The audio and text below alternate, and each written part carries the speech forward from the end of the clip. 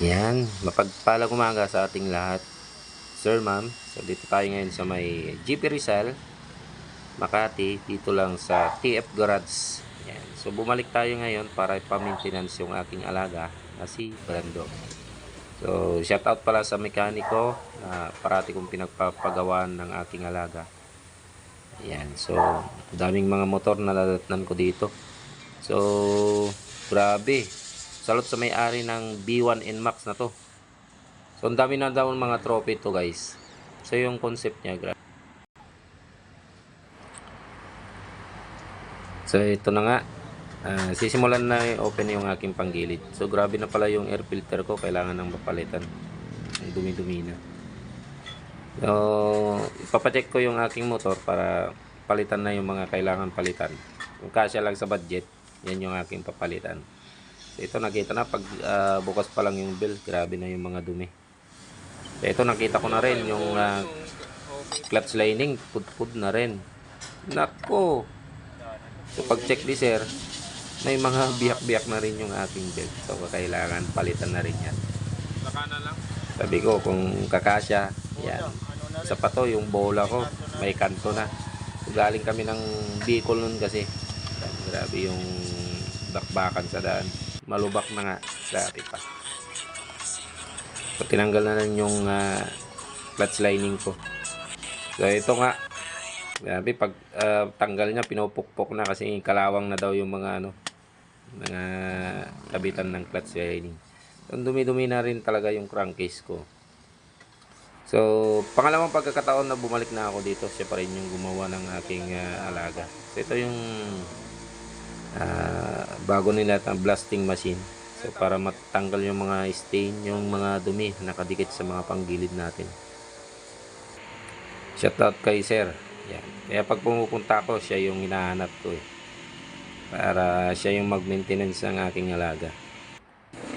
So dito, binabaran kanina ng degreaser. Yan. Para matanggal yung mga stain na nandun sa loob. Tapos binubugan ng tubig pagkatapos. Para malinis talaga. Pagkatapos malinisan yan. So, papatuyuin ulit. Ayan siya. Talagang pulido yung paggawa nila dito guys. Lahat ng mga tinanggal, mga crankcase, mga plastic. Yan. Binabras. Ayan, na-apply pa rin ng degreaser yata yan. Para matanggal yung mga dumi. Yung mga gilid-gilid. Ayan, binabras talagang pulidong pagbras nila yan. Para lahat ay matanggal. Ayan, shoutout sa mga gumagawa din ng Honda Click. Ayan, si Sir. Ayan. So, may kanya-kanya sila dito ginagawa nung pagdating ko sa kanilang shop. Pero sila lahat guys, hindi sila yung gumagawa na pabilisan. Naayon sa gawa nila. Makita nyo na lang sa aking mga video. Yan, yung pinaggagawa nila. Talagang binabras pa yan. Yan, para tanggal lahat. Mga dikit-dikit. Kasi pag gasolina yan guys, kasi yun naman yung nakasanayan natin eh. Kahit sa ibang mekaniko, gasolina lang yung pinanglilinis yan. Ito nga oh, balik bago. Yan, shoutout kay ma'am yung may-ari niyang motor na yun. Ayan, taga Cavite pa, nadayo pa dito sa may Makati. At yan si Sir oh, nire-repair nga yung basag dun sa kabitan ng lock ng bearings. Yan. So ito na nga, binababad na sa ultrasonic CVT cleaning. At siniset ni Sir ng 10 minutes. Yan, 10 minutes yung para matanggal talaga yung mga stain na nakadikit dun sa aking panggilid. Yan, pinapatuyo na. And next, lahat ng mga plastic na hinugasan, yan, pinapatuyo lahat. Ito na. Kinukuha na yung aking panggilid dito sa may ultrasonic. Pagkatapos niyan makuha, babanlawan ulit. Ibabras para lahat ng mga hindi pa natanggal doon sa ultrasonic Kasi may gamot yan eh, yung ultrasonic na yan. Para matanggal din. Yan, binabanlawan. Binabrush ulit. Para tanggal lahat talaga. Bago patuyuin, yan, binabrush muna. So, tagal talaga yung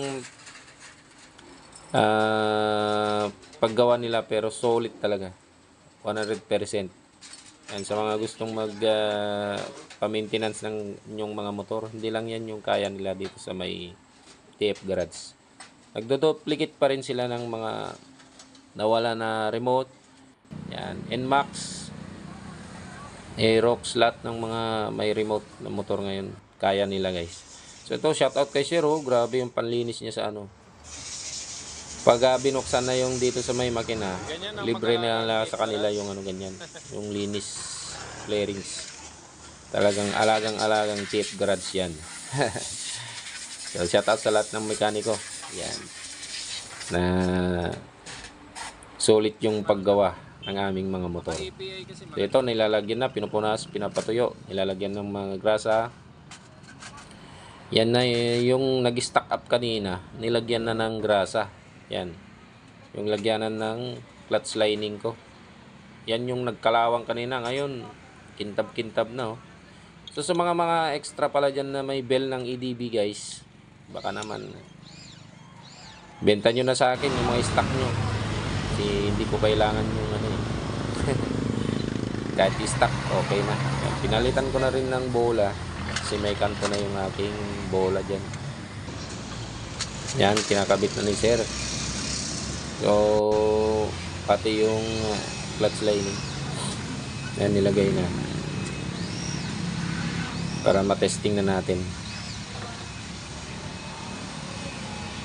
At ito nga, iniisip ko kanina kung ano pa yung gagawin ko dito sa motor ko eh. Yung papagawa ko. So, naisip ko, mamaya papatanggal ko yung gulong sa likod para papalinisan ko na rin yung ilalim.